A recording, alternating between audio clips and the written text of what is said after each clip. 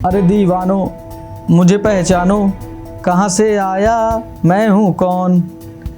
मैं कोई गाना नहीं गा रहा हूँ।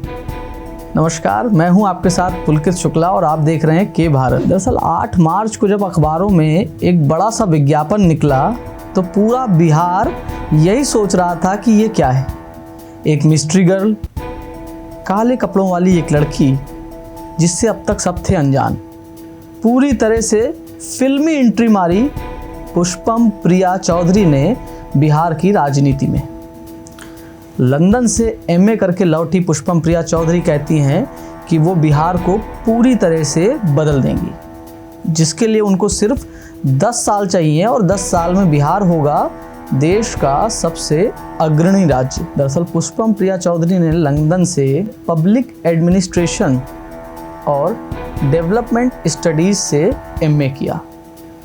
उसके बाद वो बिहार की राजनीति में वापस लौटी और अब उनका कहना है कि वो बिहार को एक अलग राज्य के रूप में देखना चाहती है। वो कर्ज चुकाना चाहती हैं बिहार का। दरअसल पुष्पम प्रिया चौधरी राजनीति से अनजान नहीं है। उनके पिता विनोद कुमार चौधरी जेडीयू से एमएलसी रहे हैं। उनके चाचा भी जेडीयू के नेता हैं और उनके दादा भी नीतीश के साथ थे। तो फिर ऐसा क्या हुआ कि नीतीश कुमार बिहार को वहाँ तक नहीं पहुँचा सके या उनके पिताजी उसको वहाँ तक नहीं पहुँचा सके जहाँ तक अब पुष्पम प्रिया चौधरी उसको पहुँचाना चाहती हैं। दरअसल पुष्पम प्रिया चौधरी ने इस बार एक नई पार्टी का गठन किया है जिसका नाम है प्लूरल्स पार्टी। और इस प्लूरल्स पार्टी का चुनाव चिन्ह है सफ़ेद घोड़ा जिसके पंख लगे हुए हैं। इसी घोड़े पे बैठ के वो बिहार को उड़ाना चाहती हैं और देश का नंबर 1 राज्य बनाना चाहती हैं।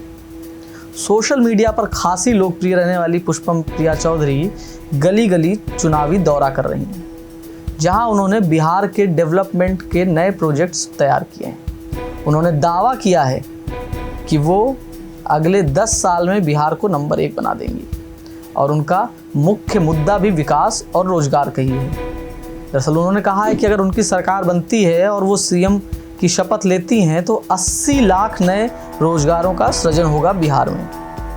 तो यानी कि रोजगार का जो एक मुद्दा है उसको कहीं ना कहीं वो भेजती हुई नजर आएंगी।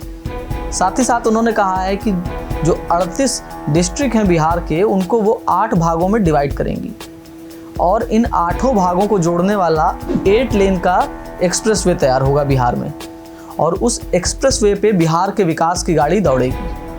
उसी एक्सप्रेसवे के किनारे पर वो स्पेशल इकोनॉमिक जोन तैयार करेंगी, वो नई नई मंडियां तैयार करेंगी, नए डेवलपमेंट के रोड मैप तैयार करेंगी जिससे बिहार में रोज़गार पैदा किया जा सके, बिहार में बड़ी बड़ी कंपनीज आएँ और बिहार एक आईटी सेक्टर के रूप में डेवलप किया जा सके। हम आपको बताएं कि पुष्पम प्रिया चौधरी बिहार के दरभंगा के ज़िले की रहने वाली हैं।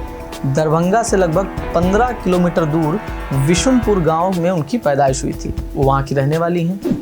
पुष्पम प्रिया चौधरी 2 सीटों से इस बार चुनाव लड़ रही हैं, जहाँ एक और उनके सामने शत्रुघ्न सिन्हा के बेटे भी चुनावी मैदान में हैं। हालांकि पुष्पम प्रिया कहती हैं कि इससे उनको कोई फ़र्क नहीं पड़ता और बिहार की पूरी जनता उनके साथ है और इस बार वो मुख्यमंत्री बनने जा रही हैं। पुष्पम प्रिया चौधरी जो कि सोशल मीडिया पर बहुत पॉपुलर हैं, अब की चुनाव में भी हाथ आजमा रही हैं और उन्होंने कहा है कि इस बार राजधर्म का पालन होगा चुनाव में। इस बार ना गुंडागर्दी होगी ना किसी और तरह की अन्य कार्य होंगे, सिर्फ विकास और रोजगार पे बात होगी। अब ये तो बिहार की जनता ही तय करेगी कि बिहार की जनता को क्या चाहिए, नीतीश, तेजस्वी या फिर पुष्पम प्रिया चौधरी, क्योंकि बिहार की जनता ही सर्वोपरि है। लोकतंत्र में जनता तय करती है कि सर्वोपरि कौन है, सिरमौर कौन है।